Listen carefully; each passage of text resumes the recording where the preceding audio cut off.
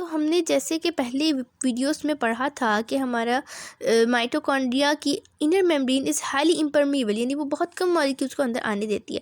तो होता कुछ यूँ है कि जो हमारा ग्लाइकोलाइसिस और हमारी जो क्रेब्स साइकिल है, उससे जो हमारा NADH और FADH बनता है, उसने अब इलेक्ट्रॉन ट्रांसपोर्ट चेन में जाना है। अब हमें पता है इलेक्ट्रॉन ट्रांसपोर्ट चेन जो है वो हो रही है माइटोकॉन्ड्रियल मैट्रिक्स में, और जो हमारा क्रेब्स साइकिल था वो भी हो रहा था माइटोकॉन्ड्रियल मैट्रिक्स में, लेकिन हमारी जो ग्लाइकोलाइसिस थी वो हो रही थी साइटोसोल में।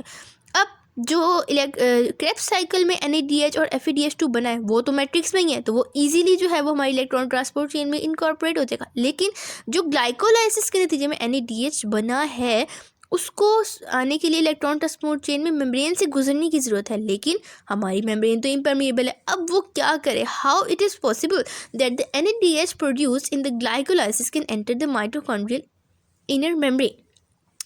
तो इसके लिए हमारे दो स्टेप्स होते हैं। पहला, हमारे दो तरीके हो सकते हैं इसके, एक मेलेट एस्पार्टेट शटल और एक ग्लिसरॉल फॉस्फेट शटल। तो ये दोनों ही बहुत सिंपल तरीके हैं। मेलेट एस्पार्टेट शटल में पॉसिबल है कि NADH अपनी जो है वो इलेक्ट्रॉन्स के ज़रिए किसी लो मॉलिक्यूलर वेट मेटाबोलाइट को रिड्यूस कर दे, और फिर वो जो लो मॉलिक्यूलर वेट मेटाबोलाइट है वो ईजीली जो है वो इनर मेम्ब्रेन से पास कर पाए। और दूसरा प्रोसेस ये है कि वो ग्लिसरॉल फॉस्फेट शटल अख्तियार करे, जिसमें जो है वो अपनी इलेक्ट्रॉन्स जो है वो FAD को ट्रांसफ़र कर देगा, जिससे के ज़रिए हमारे पास FADH2 प्रोड्यूस हो जाएगा।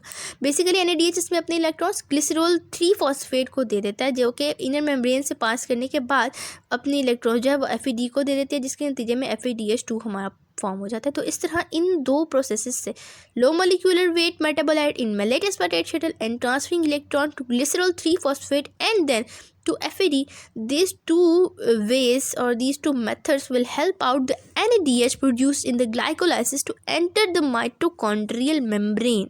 अच्छा, तो अब यानी हमारा जो NADH और FADH2 है, हमारे हाई एनर्जी इलेक्ट्रॉन जिनमें प्रेजेंट है, वो हमारी मैट्रिक्स के अंदर आ गए। तो अब उन्होंने यूटिलाइज होना है for the production of energy. तो उसके भी दो तरीके होते हैं, एक होती है सबस्ट्रेट लेवल फॉस्फोरिलेशन और दूसरी होती है ऑक्सीडेटिव फॉस्फोरिलेशन। जो हमारी सबस्ट्रेट लेवल फॉस्फोरिलेशन है वो तो बहुत ही सिंपल है, उस पर हम एक अलग वीडियो बनाएंगे। आज हम डिस्कस करेंगे ऑक्सीडेटिव फॉस्फोरिलेशन, तो जो कि एक इनडायरेक्ट मेथड है for the production of ATP। और इसमें हमारे पास basically 2 × 10⁻26 molecules which equals greater than 160 kilogram ATP हमारे प्रोड्यूस होते हैं। देखें कितनी हाई अमाउंट है, इसका मतलब है कि ऑक्सीडेटिव फॉस्फोरिलेशन बहुत इंपॉर्टेंट है। तो इसको हम डिफाइन इस तरह करते हैं कि when the substrate loses the electron as a result of oxidation of NADH and these electrons are reduced to produce energy is called oxidative phosphorylation. यानी NADH और FADH अपनी हाई एनर्जी इलेक्ट्रॉन्स को lose कर दे, यानी वो oxidise हो जाए, और फिर इस नतीजे में जो एनर्जी निकले, जो हाई एनर्जी इलेक्ट्रॉन्स निकले, वो ATP प्रोडक्शन में यूज़ हो। इसको हम ऑक्सीडेटिव फॉस्फोरिलेशन कहते हैं। ये बहुत ही ईजी है। ये मैंने एक मैट्रिक्स बनाई है जिसमें हमारे इलेक्ट्रॉन कैरियर्स हैं। तो इसमें बेसिकली दो स्टेप्स होते हैं ऑक्सीडेटिव फॉस्फोरिलेशन में। पहले क्या होता है कि अब ये देख रहे हैं आप, NADH और FADH2 में अपने हाई एनर्जी इलेक्ट्रॉन जो थे वो हमारे इलेक्ट्रॉन ट्रांसपोर्ट चेन के अंदर रिलीज़ कर दिए। ये हमारे इलेक्ट्रॉन कैरियर्स हैं, ये जो बड़े बड़े बनाए ना स्क्वायर।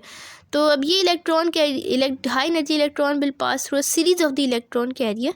तो जब ये इलेक्ट्रॉन्स इलेक्ट्रॉन कैरियर की सीरीज से गुजरेंगे तो इनसे एनर्जी रिलीज़ होगी, और वो जो एनर्जी रिलीज़ होगी it will cause the protons to move across the inner membrane. यानी अब हमारे electrons series of electron carrier से मूव कर रहे हैं, हाई एनर्जी इलेक्ट्रॉन, यहाँ पे जो एनर्जी रिलीज़ हो रही है it will cause the protons to move across inner membrane. और जब वो इस तरह से मूव करेंगे it will create a electron gradient. इसका मतलब है कि जो high energy electrons of NADH and FADH2 are stored in the form of the electrochemical gradient. Their energy is stored in the form of proton gradient या फिर electrochemical gradient। तो अब हमारी जो एनर्जी है वो इलेक्ट्रोकेमिकल ग्रेडियंट की form में आ गई है। तो नेक्स्ट हमारा जो स्टेप है उसमें क्या होगा कि जब back movement of the hydrogenised by the process of chemiosmosis, यानी अब यहाँ प्रोटॉन ग्रेडियंट हमारा फॉर्म हो गया। तो अब क्या होगा कि ये इलेक्ट्रॉन जब नीचे नीचे मूव करते जाए एनर्जी रिलीज़ करते गए, यहाँ पे आके वेरी लो एनर्जी इलेक्ट्रॉन हो गया। These low energy electrons will combine with oxygen molecule to form water molecule. तो यहाँ तक तो ये स्टेप खत्म हो गया। अब हमारा जो प्रोटॉन ग्रेडियंट है वो कैसे एनर्जी प्रोड्यूस करेगा कि जब वो हमारा जो है ATP सिंथेसिस एक एंजाइम होता है, तो जब हमारा proton gradient down the gradient move करेगा, यानी यहाँ प्रोटॉन हाई हो गए इनर मेम्ब्रेन में, यहाँ लो है, तो जब वो डाउन द ग्रेडियंट हमारा मूव करेगा तो अब जो एनर्जी से जो प्रोड्यूस होगी it will be utilized to form ATP, यानी it will convert ADP to ATP। तो ये जो बातें बताई हैं मैंने लाइंस में भी लिखी हुई है, आप देख रहे हैं कि the high energy electron move to a series of electron carrier and the energy translocates hydrogen ion to intermembrane space forming the electrochemical gradient. यानी हमारे NADH और FADH2 हाई एनर्जी इलेक्ट्रॉन जो रिमूव किए तो उनकी एनर्जी तो थी सबसे पहले उसने हमारा प्रोटॉन ग्रेडियंट बनाया, और उस प्रोटॉन ग्रेडियंट से जब movement of the hydrogen ions back down the gradient synthesises ATP। यहाँ आप देख रहे हैं कि किस तरह हाइड्रोजन आयंस जब हमारे डाउन द ग्रेडियंट मूव कर रहे हैं तो वो ATP सिंथेसाइज करेंगे। तो दिस वॉज हाउ हमारा जो NADH और FADH2 जो कि हमारा ग्लाइकोलाइसिस और क्रेब्स साइकिल में प्रोड्यूस हुआ था, तो this is how it was utilised in the oxidative phosphorylation to produce ATP which is the best form of energy which is the energy currency of the cell. तो अब हम role of mitochondria भी देख लेते हैं। Role of mitochondria में हम 3 बातें डिस्कस करते हैं कि role of mitochondria in the production of ATP यही है कि उसने जो हमारा ग्रेडियंट ही क्रिएट करना होता है, ग्रेडियंट ही के ज़रिए बेसिकली ATP प्रोडक्शन होती है।